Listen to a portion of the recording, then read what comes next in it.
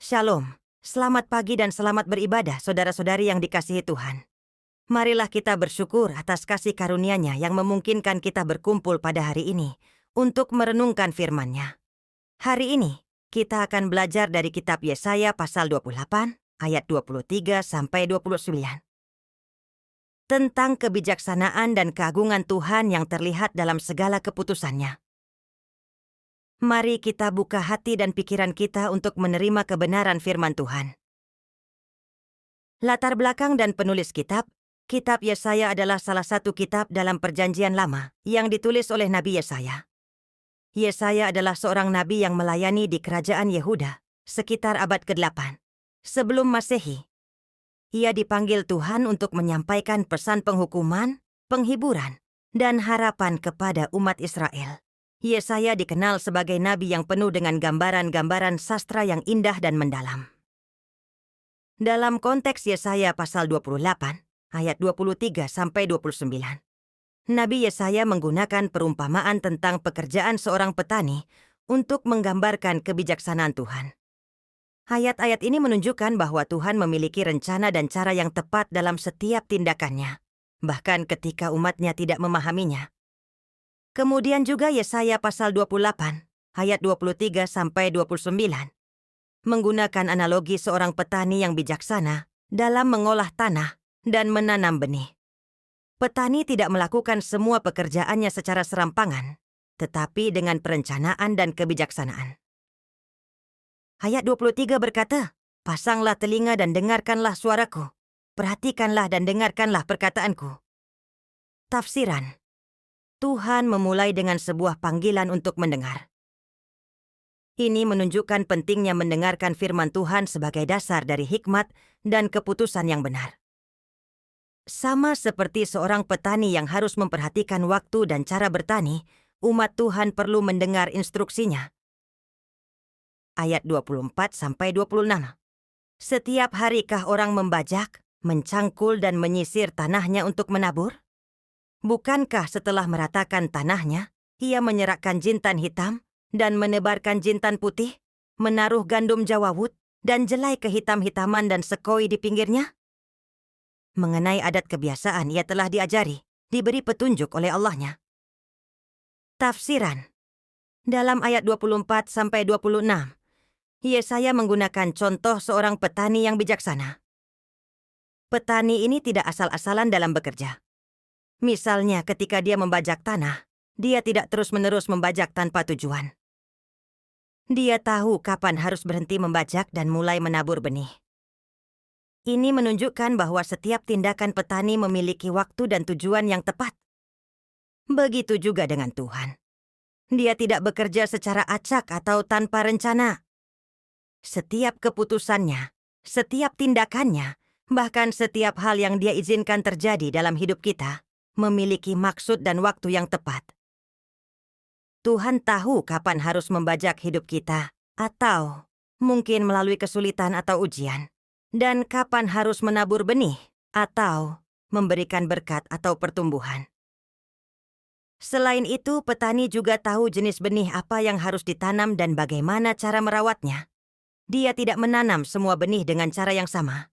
Ini mengajarkan kita bahwa Tuhan memperlakukan setiap orang dengan cara yang unik. Dia tahu apa yang terbaik untuk kita dan bagaimana cara terbaik untuk membentuk kita. Jadi melalui perumpamaan ini, Yesaya ingin mengingatkan kita bahwa Tuhan itu bijaksana.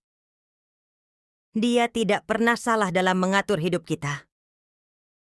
Meskipun kadang kita tidak mengerti mengapa sesuatu terjadi, kita bisa percaya bahwa Tuhan punya rencana yang indah dan tepat waktu. Ayat 27 sampai 28. Sebab jintan hitam tidak diirik dengan iritan pengirik, dan roda gerobak tidak dipakai untuk menggiling jintan putih. Tetapi jintan hitam diirik dengan memukul-mukulnya dengan galah, dan jintan putih dengan tongkat. Apakah orang waktu mengirik memukul gandum sampai hancur? Sungguh tidak. Orang tidak terus-menerus memukulnya sampai hancur. Dan sekalipun orang menjalankan di atas gandum itu, jentera gerobak dengan kudanya, namun orang tidak akan menggilingnya sampai hancur. Tafsiran: dalam ayat 27 sampai 28, Yesaya melanjutkan perumpamaan tentang petani yang bijaksana. Kali ini, ia menjelaskan bagaimana petani menggunakan alat yang berbeda untuk jenis tanaman yang berbeda. Misalnya, biji ketumbar yang kecil tidak diirik, atau maksud tidak diirik adalah dipisahkan dari kulitnya dengan roda gerobak yang besar, karena itu akan merusak bijinya. Sebaliknya, petani menggunakan tongkat kecil yang lebih sesuai untuk biji-bijian kecil. Sedangkan untuk gandum, petani menggunakan roda gerobak karena lebih efektif. Ini menggambarkan kebijaksanaan Tuhan dalam memperlakukan setiap situasi dan setiap orang dengan cara yang berbeda. Tuhan tidak menggunakan satu cara untuk semua. Dia tahu persis apa yang kita butuhkan dan bagaimana cara terbaik untuk bekerja dalam hidup kita.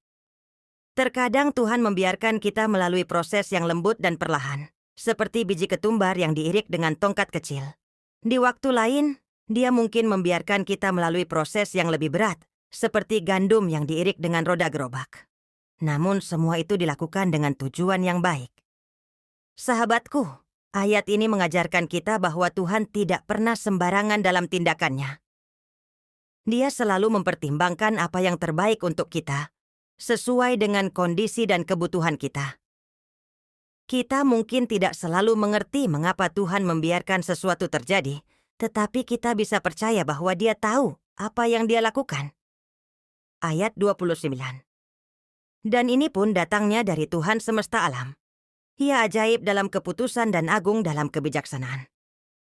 Tafsiran. Ayat 29 menjadi puncak dari perumpamaan ini. Yesaya menegaskan bahwa kebijaksanaan petani dalam mengolah tanah, menabur benih, dan memanen hasilnya bukanlah kebijaksanaan yang datang dari dirinya sendiri. Kebijaksanaan itu berasal dari Tuhan, yang adalah sumber segala hikmat dan pengetahuan.